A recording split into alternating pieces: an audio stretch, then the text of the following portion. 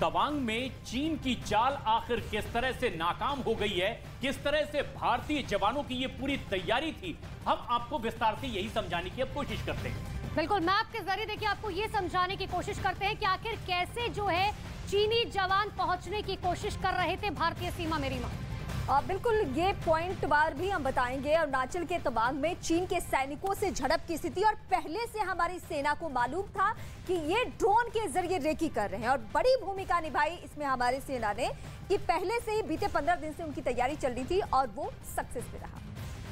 लेकिन इसमें भारतीय फौज ने जिस तरह से तैयारी अपनी रखी थी, इसका शायद अंदाजा तक नहीं था चीन के सैनिकों को कि जब वो इस तरह की नापाक हरकत को अंजाम देने के लिए आगे बढ़ेंगे तो मुस्तैद भारतीय जवान इस तरह से 9 दिसंबर को उन्हें वहां तैयार मिलने वाले हैं। बिल्कुल, और देखिए जो झड़प हुई उसमें दोनों तरफ के सैनिक जो हैं वो घायल हुए हैं, लेकिन रक्षा मंत्री राजनाथ सिंह ने आज एक बात क्लियर कर दी है कि बहुत ज्यादा चोट जो है, गंभीर चोट किसी को नहीं लगी है।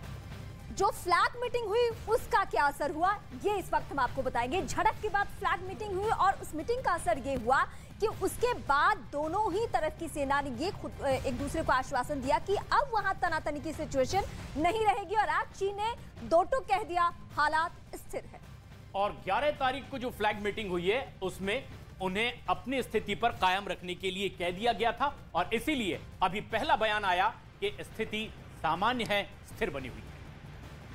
तो देखिए कि किस तरीके से चीन की चालाकी यहाँ पर सामने आए तो वो 300 यानी कि सोच समझकर पेट्रोलिंग के वक्त आए तो वो 300, लेकिन देखिए कि किस तरीके से भारतीय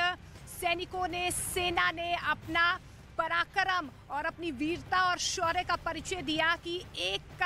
के बाद एक सबको खदेड़ दिया। देखिए विपक्ष लगातार संसद में इस पूरे मुद्दे को लेकर हंगामा कर रहा है, लेकिन इस बीच आपको बता दें कि लद्दाख से बीजेपी के सांसद जामयांग सेरिंग, उनकी तरफ से कहा गया कि चीन की तरफ से अतिक्रमण की कोशिश की गई, भारतीय सेना ने मुंहतोड़ जवाब दिया। साथ ही उन्होंने कहा कि मोदी जी के प्रधानमंत्री बनने के बाद से सेना की ताकत इतनी बढ़ गई है कि कोई भी